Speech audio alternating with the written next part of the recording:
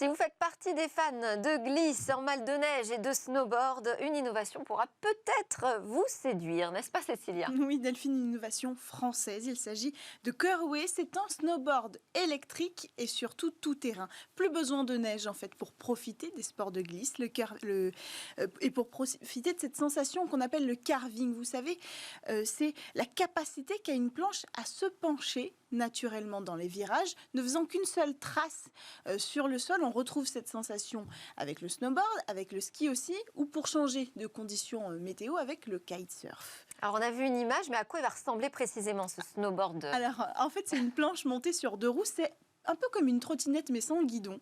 On va se placer dessus comme sur un snowboard, de côté, comme ça, avec les pieds en latéral. Et le concept, il se veut le plus simple possible d'utilisation. On monte sur la planche, on peut mettre ses pieds dans des crochets ou pas pour des raisons de sécurité, parce que vous le voyez, l'idée c'est d'aller aussi se mettre un petit peu en danger sur des terrains un petit peu plus intéressants que simplement un chemin sur la route. Donc on pourra sortir ses pieds sans problème. Et puis, en plus de ça, il y a des roues qui sont vraiment pensées pour garantir l'autostabilité. C'est-à-dire qu'elles font 30 cm de diamètre, trop petites ou pas assez larges, pas assez de stabilité, trop grande, on n'aurait pas eu assez de centre de gravité pour l'utilisateur.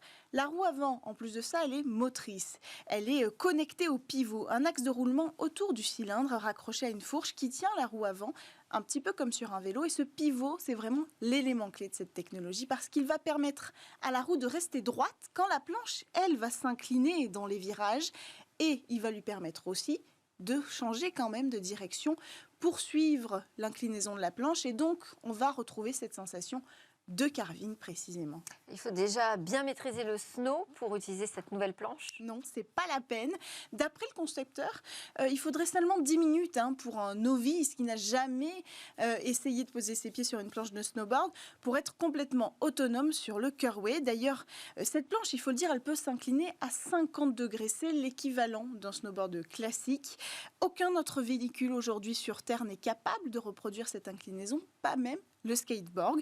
Alors pour démarrer, vous l'avez dit, et pour freiner, vous l'avez vu sur les images, il y a une espèce de télécommande qui est reliée. Le fil n'est pas gênant.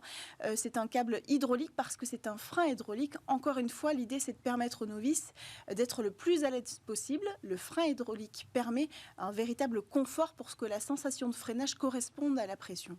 Est-ce que vous avez des informations sur la batterie? Oui, elle est à l'intérieur, au milieu.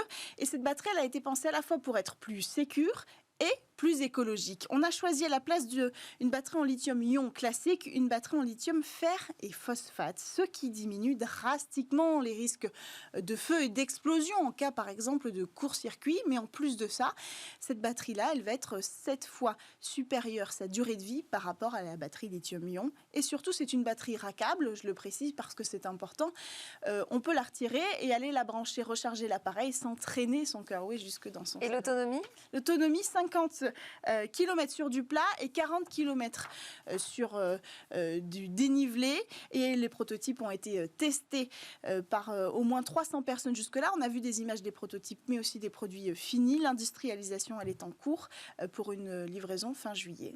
3 200 €, hors taxe. Exactement. Ouais. Merci beaucoup Cécilia Sévry. Merci à tous de nous avoir suivis. C'est la fin de Smart Tech. À suivre quand même le lab où pitchent les entreprises du numérique. Moi je vous retrouve demain pour de nouvelles discussions sur la tech.